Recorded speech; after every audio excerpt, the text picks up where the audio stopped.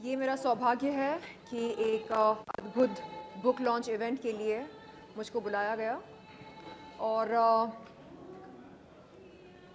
Book की जो author हैं प्रिया असवानी, उनसे मेरी मुलाकात हुई और वो मात्र 18 वर्ष की हैं और ये जानकर और भी खुशी हुई कि एक छोटी सी लड़की ने इस इस किताब के बारे में सोचा और आप जब इंडेक्स पेज देखेंगे आपको समझ में आएगा कि उसकी सोच कितनी अद्भुत है। गहरी गहरी बातें उसने लिखी है, जैसे where am I going with my life. इस तरह का सवाल अपने आप में ये दर्शाता है कि ये लड़की प्रिया असवानी ये बहुत ही गहरा प्रभाव छोड़ने वाली है आने वाले सालों में इस दुनिया में।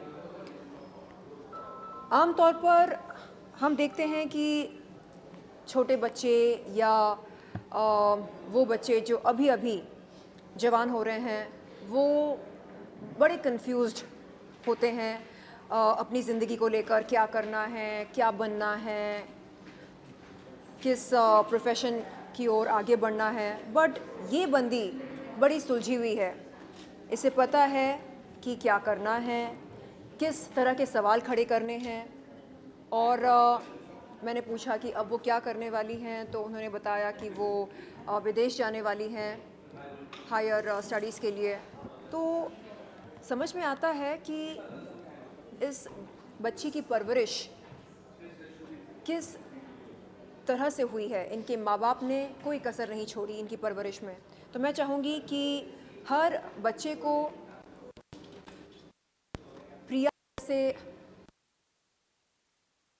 कि वो जो चाहे कर सकें ज़िंदगी में। कहते हैं ना कि education is the best gift. अगर आपको किसी बच्चे को सबसे खूबसूरत तोहफ़ा देना हो तो उसे अच्छी शिक्षा दें, क्योंकि अच्छी शिक्षा से बढ़कर कोई तोहफ़ा नहीं हो सकता है। शर्लिन जी, इसके अलावा 3 AM थॉट्स की बात हो रही है, आपके क्या थॉट्स हैं? आपके फैंस जानना चाहते हैं जो शर्लिन 3 बजे सोचती है। देखिए 3 AM is a figurative speech. मतलब आम तौर पर हम 3 बजे के आसपास गहरी सोच में चले जाते हैं, ज़िंदगी और मौत के बारे में सोचते हैं। तो वो कौन सी चीज़ें हैं जो हमें मायूस करती हैं और कौन सी चीज़ें हैं जो हमें प्रेरित करती हैं? मेरे लिए मायूस होने की कोई वजह ही नहीं है, क्योंकि मैं ये मानती हूँ कि हम रब के बच्चे हैं और रब कैसे होते हैं? रब के पास क्या किसी चीज़ की कोई कमी होती है? बिल्कुल नहीं। तो फिर हम अपनी सोच को क्यों छोटी करें और हम क्यों छोटी बातों के बारे में सोचें? मैं तो ये सोचना पसंद करती हूँ कि मैं किन के साथ काम कर सकती हूँ या किन के साथ काम करना चाहूँगी। जैसे मैंने ये सपना देखा कि मैं एकता कपूर जी के साथ काम करूँ और मेरा वो सपना साकार हुआ।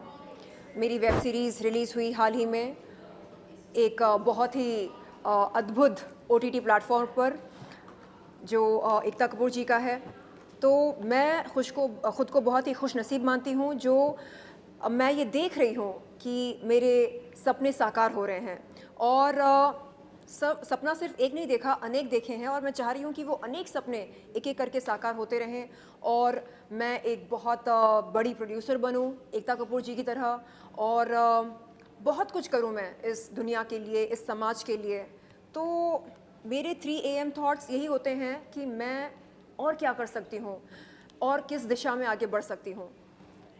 राइट। शर्लिन जी, इसके अलावा जो बुक के अंदर डिप्रेशन के बारे में बात की गई है और बहुत सारी चीज़ें ऐसी की गई है जी। तो कोविड के बाद बहुत सारा जो यूथ है डिप्रेशन में जा रहा है, बहुत जी। सारे लोग सुसाइडल थॉट्स के बारे में जी। सोचते हैं।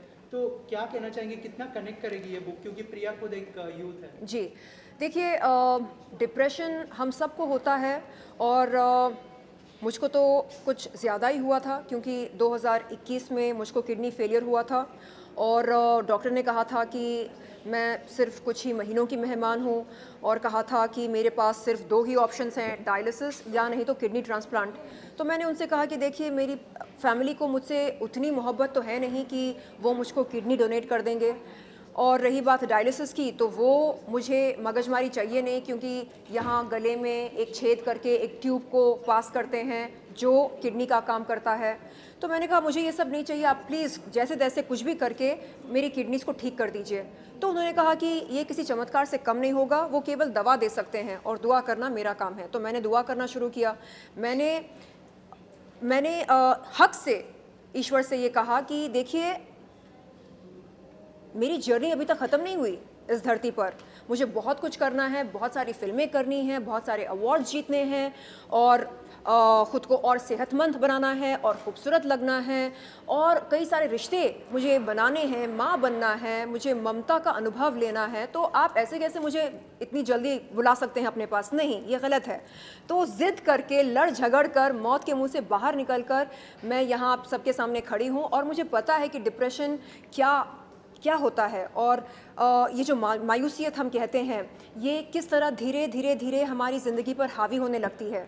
तो मैं इस देश की युवा पीढ़ी से ये कहना चाहूँगी कि अगर आपके दिमाग में ऐसे ख़्याल आते हैं, अगर आपको लगता है कि अब क्या रखा है ज़िंदगी में, तो आपको बता दूं कि बहुत कुछ रखा है ज़िंदगी में। आप किसी से बात करें, शेयर कीजिए अपने फीलिंग्स को, और बताइए कि आप कैसा महसूस कर रहे हैं। हम जब बात करते हैं तो हमारा दिल हल्का होने लगता है।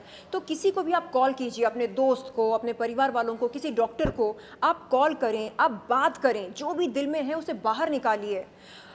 अंदर ही अंदर घुट घुट कर जीने का कोई मज़ा नहीं है। तो मैं आप सबसे अनुरोध करती हूँ कि आप प्लीज़ बात कीजिए, क्योंकि बात करने से हल निकलते हैं, हर समस्या का हल निकल सकता है। शर्लिन जी, लास्टली एक गाना बहुत वायरल हुआ है, कवाला करके, तमन्ना भाटिया, कुछ कहना चाहेंगे? सर्वोत्तम, सुपर हॉट। कैसी लग रही है तमन्ना उसमें, अगर इस बारे में देखें? तमन्ना जी को मैं बहुत पसंद करती हूँ। वो बला की खूबसूरत हैं, और मैं चाहूँगी कि उनके साथ काम करने का मौका मिले। उन्होंने बहुत ही शानदार परफॉर्मेंस की इस गाने में, नु कावालैया।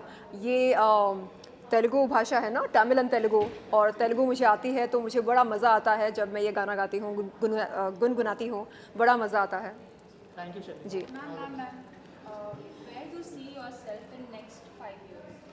अगले 5 सालों में मैं सोच रही हूँ कि